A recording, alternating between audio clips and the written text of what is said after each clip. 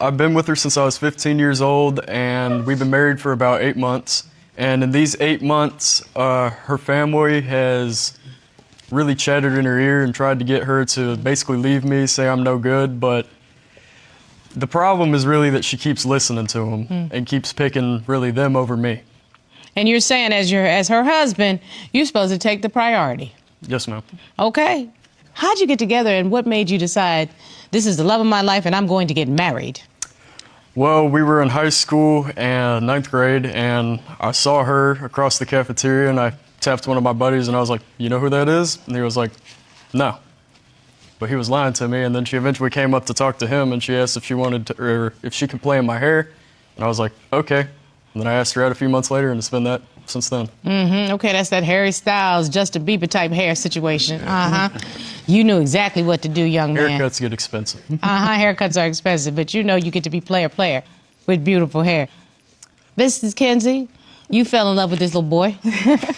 Yes, I did. But That's right. here's the thing. As much as I like a good love story of Romeo and Juliet, I actually went to Verona this past summer, so I'm a big romantic at heart. But y'all are 12. Why can't you just date? Why couldn't you just date, have a good old time, and if, in fact, it is the love of your life, hold off until you both are established enough so that you know that you know. You know what I'm saying, Mr. Kenzie? Yes, ma'am. What made you get married right away? Well, when it comes to getting married, there was a situation that took place about 2 or 3 months before we got married. We were already engaged at the time, a little bit after we got out of high school. We had a mutual friend, and this mutual friend she gave money to, without my knowledge, to go buy what's called CBD edibles from like a vape shop or something like that, like a smoke shop. Wasn't supposed to contain THC or anything. For some reason, I don't know if they were trying to get me through her or something like that. It was laced with a drug called PCP. So they gave you a hot shot, basically. Yeah.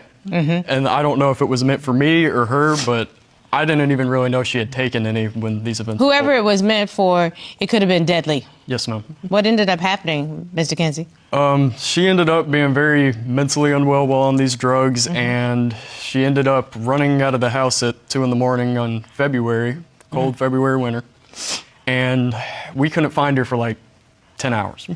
So that made you afraid, that made her family afraid, that made them blame you, made you blame yourself, and then 10 hours later, you came back and you were in a bad way. Yes, Your Honor.